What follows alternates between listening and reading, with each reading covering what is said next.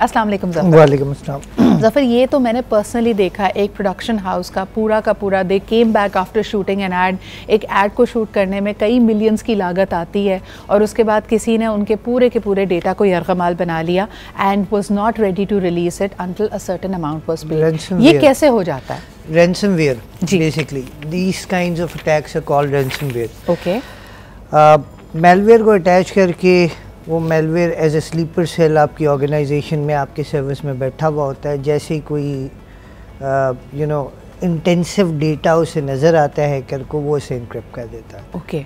तो it's better to use preemptive techniques. आप आजकल तो हैकर्स, मैंने लास्ट टाइम भी बताया था कि आजकल हैकर्स वर्ड फाइल के पीछे भी एग्जीक्यूटेबल्स रख के आपको सेंड कर देते हैं and your organisation is vulnerable. अच्छा, मुझे बताएं कि अगर किसी के साथ ये हो गया है तो अब प्रोटोकॉल क्या होगा? Should they get in touch with FIA? मुझे बड़ी हैरत अंगेज़ बात ये लगी कि आज के दौर में जब ये सारा का सारा क्राइम ऑनलाइन हो रहा है, अगर मैंने FIA के साइबर क्राइम विंग को बताना है तो पहले तो जी ये सहूलत मुझे ऑनलाइन मैसर नहीं है। ऑनलाइन मैं सिर्फ कंप्लेन कर सकती हूँ, लेकिन उसको वेरीफाई करने के लिए, उसके बारे में बात करने के लिए मुझे बाकायदा उनके दफ्तर जाना ज़रूरी है। Don't you think that's cumbersome? हाँ, बट पाकिस्तान है, अभी पाकिस्तान में इतना टेक सेवी आपका जो पुलिसिंग स्ट्रक्चर है या FIA का स्ट्रक्चर है, it's not that much tech savvy, although they are coping up. But ये जो साइबर क्राइम की इंडस्ट्री है, it has evolved in last 2 years, 2 to 3 years। और ये इंडस्ट्री जो है ये अब लिटरली एक इंडस्ट्री बन चुकी है, विच इज़ अप्रॉक्सीमेटली, अगर आप देखें तो मैं एक ब्लॉग पढ़ रहा था, cyber crime industry is about $2 trillion industry around the globe.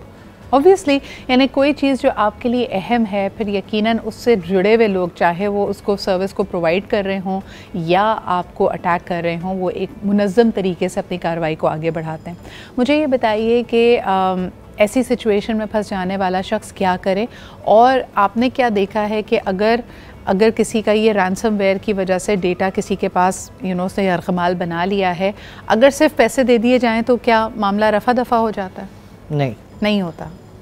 देखिए, आपका डेटा एक दफ़ा ब्रीच हो गया, कॉम्प्रोमाइज़ हो गया, तो ये हैबिचुअल बन जाएगा उनके लिए। So the first thing is to keep a backup of your data. Okay. Every time जो भी आपका इम्पोर्टेंट डेटा है उसका आपने बैकअप करना है। That should be a normal practice, ठीक है, आजकल के दौर में। सेकंड, कोई भी अननेसेसरी इवन वर्ड फाइल और पिक्चर्स भी आपने अननेसेसरी अपनी ऑर्गेनाइजेशन के या अपनी जैसे कहते हैं पर्सनल PCs पे, पर्सनल चीज़ों के ऊपर, पर्सनल फ़ोन्स के ऊपर अननेसेसरी चीज़ें नहीं ओपन करनी। सही। मुझे ये बताएं कि आजकल बहुत सारी ऐप्स हैं, लोग समझते हैं कि व्हाट्सएप पे और इस तरह के मुख्तलिफ टेलीफोनी ऐप्स के ऊपर जो कॉन्वर्जेशंस होती हैं वो इनक्रिप्टेड हैं। तभी हमने देखा कि हाल ही में ऑडियो लीक्स का एक सिलसिला हम देख रहे हैं। ऑटोमेटिकली व्हाट्सएप या इस तरह की ऐप्स आपकी कॉन्वर्जेशंस, आपके डेटा का बैकअप बनाता है। उस बैकअप को हैक करना बहुत आसान है।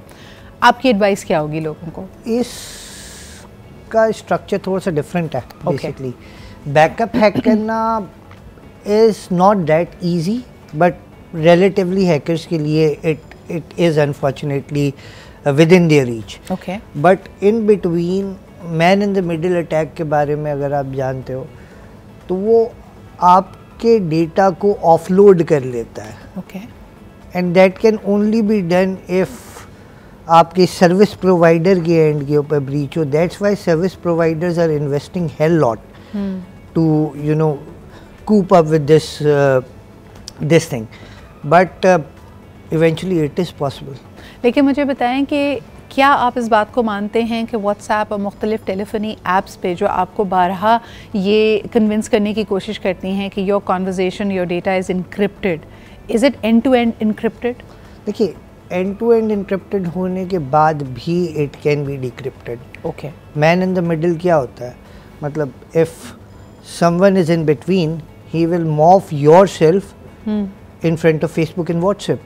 Okay. And for you, that particular person will be Facebook. So जो conversation आपकी बीच में हो रही होगी, that would be in plain text. Okay.